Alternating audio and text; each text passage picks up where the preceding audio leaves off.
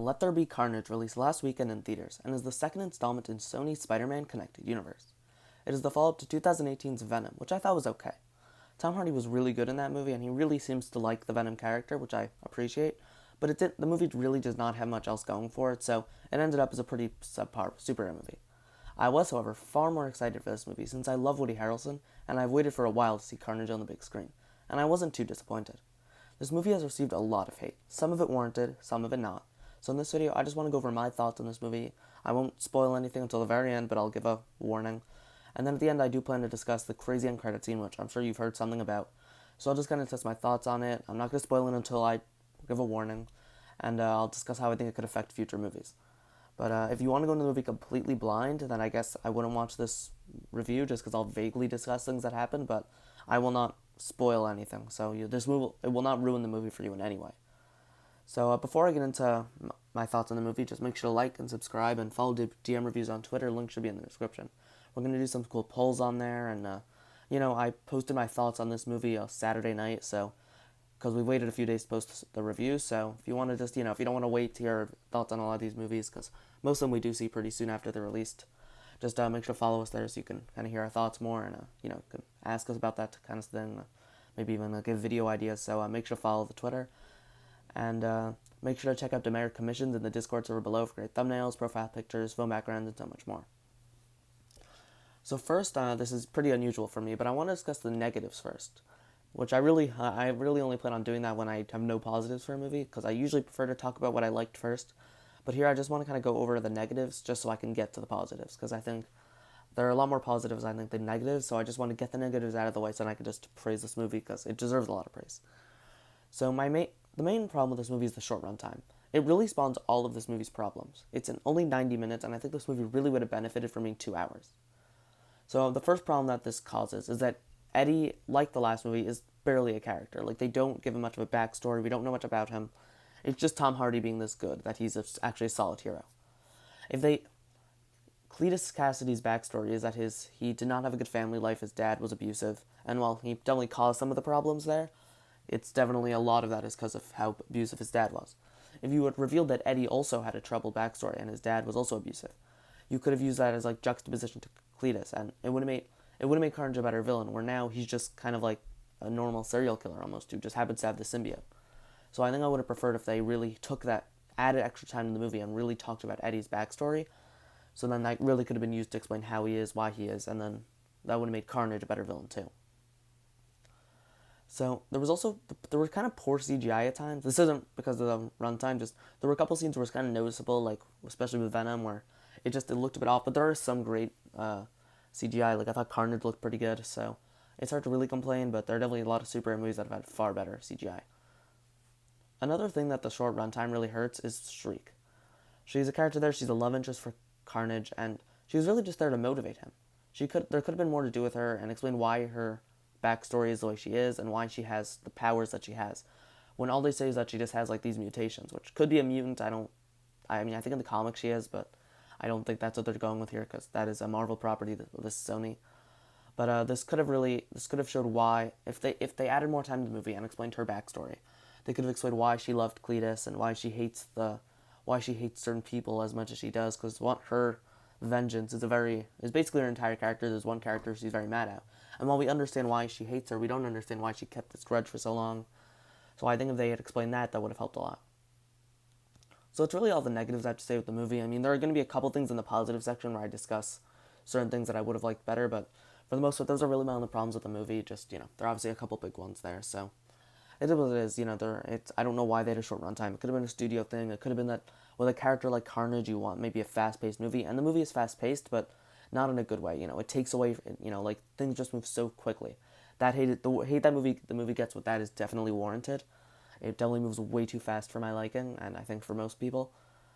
But I don't know who to blame on that. I don't know if it's just the script just happened to be short, if Tom Hardy wanted a short movie, Andy Serkis wanted a short movie, the studio demanded a short movie, but whatever it is, the short runtime definitely hurts it. The first positive I want to talk about, and I think it's the first positive that most people talk about with this movie, is Tom Hardy. He is so good in this role. He clearly loves the Venom character and he appreciates him.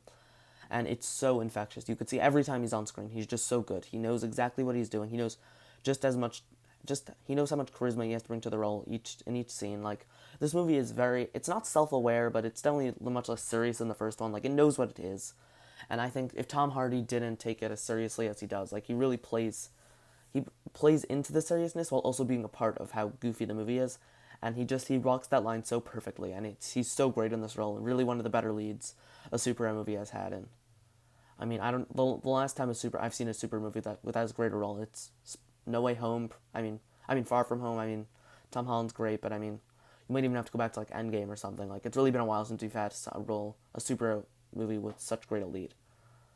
So as a part of Tom Hardy being as good as he is, the back and forth between Eddie and Venom is so good. Between the writing, Tom Hardy is Venom, Tom Hardy's Venom voice, which is basically his Bane voice, it's so perfect. I loved how like they leaned into the craziness in this movie, and they made them when we were introduced them, they're basically an old married couple, and then they had them, and then like eventually they have problems, and we get to see how that affects them. If there was a longer runtime, we could have seen more about how this affected them. Like really see how it affects Venom, but we don't see much of Eddie. We see that it affects Eddie, but I would have loved like a montage almost of how this affected him. Really lean into the craziness and the ridiculousness that is a Venom movie. And they did it a little bit, but I think they could have even gone even further in some scenes, and I think that would have really benefited the movie. But I think this is also just a casualty of such a short runtime, is that you're not going to get everything you want to. So maybe there were some things that they could have cut out. If they knew they had 90 minutes, they could have probably cut certain things out and then add in this stuff. But at the end of the day, like we got enough of it, and I never thought we'd get any of this type of stuff in a Venom movie. So it's really hard to complain about that kind of thing. The action in this movie is definitely a step up from the first one. The CGI in the action scenes is for the most part pretty great. And I won't spoil it, but in the final battle, there's some really funny callbacks to older Spider-Man movies. And it was just really funny to see, like, they were just these subtle callbacks where I kind of just noticed that it was like, oh my gosh, wait a second, they're kind of referencing the Raimi trilogy or the two Garfield movies. And it was kind of just really funny to see them not really pay homage, but just kind of make fun of them almost in a little bit. Like, well, they weren't necessarily making fun saying that's bad, just, kind of acknowledging that, they did happen, not in this universe, just, that they happened. And it was just kind of funny to see, like, their take on them, but, with Venom instead of Spider-Man. This movie's also very well directed. Andy Serkis is, as most people know, a great actor, especially, in his famous motion capture roles. But he's clearly a great director. Like, he was even able to make Carnage scary at sometimes, or obviously Carnage is a scary character. But in a movie as silly as this, and with Woody Harrelson's very over-the-top performance, which is very good, it was very impressive that they were able to make Carnage very menacing at times. Where sometimes I did feel that he wasn't menacing enough, but there were definitely times where I felt that Carnage was just as menacing as he had to be, and he was even a little scary. And I really appreciate that they were able to hit that sort of balance with him being over the top, but also being kind of scary. Anne, who was played by, I believe, Michelle Williams, returns in this movie, and she's now engaged. And she's actually a really great part of this movie. I was very shocked at how interested I was in her character and her fiancé. They both kind of provide some sort of a comic relief a little bit, but they're also kind of just their own thing, and they're part of the movie, and they're part of this adventure, and I felt that it really helped, because her fiancé is obviously not as involved in this symbiote alien world as Anne is and as Eddie is, so he's kind of just trying to play catch-up, and he's just mad that they have to deal with all this stuff, and it's very funny to watch him, because obviously, he's supposed to play the audience role, and he works very well, where sometimes the audience role that they add in can just serve as giving him exposition and stuff like that. He's not really talked down to, they're not doing a ton of exposition to him just to explain what's going on. And I really appreciated how they handled him and his role, and also how they handled Anne's role, because she was really good and she was really funny too. But talking about humor, this movie is really funny. A lot of it does come from the Eddie and Venom inner dialogue, I guess. And a lot of that is really funny. Most of the best laughs are definitely from that. But what I appreciate about the humor, because obviously it's subjective, so I don't want to talk about how funny the movie was too much, because it's, I might find something funny that most people don't. But it doesn't have the problem that I think Marvel is really starting to have in the MCU movies, is that they will just include humor just to keep the audience interested, almost like they don't trust their more character and drama-heavy scenes, so they'll have to just add in jokes. And the problem with those is, first of all, just let a scene sit. You don't need to add jokes. Just look at the Sam Raimi Spider-Man movies. Peter and Aunt May weren't having a nice conversation, then bam, here's a funny joke from the mailman. Sam Raimi knew that was not a good thing to do. A good example is in Shang-Chi. I won't spoil that movie, but just a tiny little thing that happened. It's not at all a spoiler. They're having this nice dramatic scene, and then out of nowhere, this flight attendant comes and talks to them about the food options. That's not it. The comedy isn't from character, and I think that's a problem. If you're gonna have comedy, at least have it come from character. Because, I mean, I already don't like undercutting emotional scenes with comedy, but if you're going to make it just a random comedy that's not even reflective of the characters, it's just a total waste of time, and it really bothers me when movies do that. And I was thrilled to see that Venom, I did not notice that happening very often, which I really appreciate, because a lot of super movies nowadays have that, especially Marvel movies, so I was nice to see that they avoided that problem. So this movie is PG-13 again, just like the first one, and this one was not hurt as much as the first one. It definitely would have been nice to have seen a lot of the Carnage stuff on screen, just because sometimes it was like, wait, what? Like, I just didn't know what happened. And I think the first one was hurt definitely more. There were a lot of scenes like that, where this one I think they understood how to utilize it and how to just disguise it, almost. So, it did not hurt it as much as the first one. So my verdict on this movie is Venom Let There Be Carnage is a vast improvement on its predecessor. Although it is severely hurt by a mere 90-minute runtime, it still managed to be an above-average superhero movie. So I'd give it like an 8 out of 10.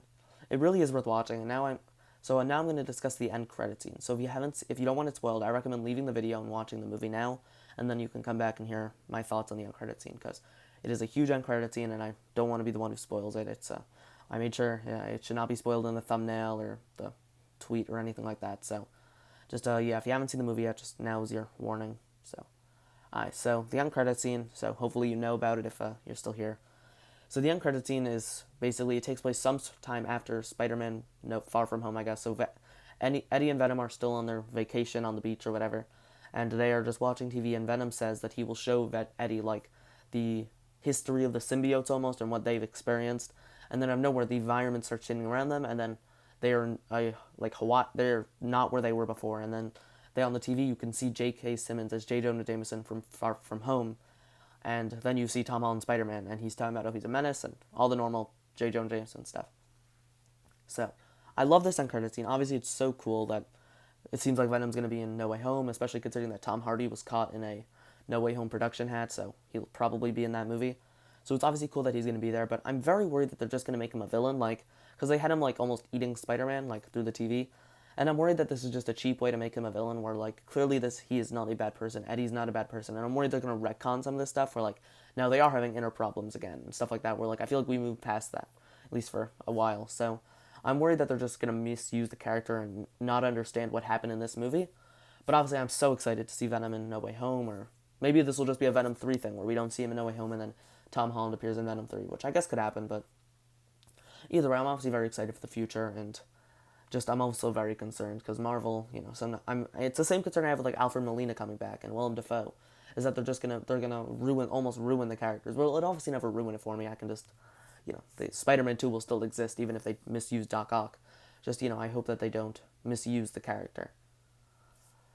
So make sure to comment what you thought of Venom Let There Be Carnage, and if you're excited for No Way Home, and if you want him to be a No Way Home, or if this is a Venom 3 thing, and how you're excited to see Spider-Man, how to see him maybe interact with Spider-Man, and if there are any other characters you'd like to see him from the MCU you'd like to see him interact with.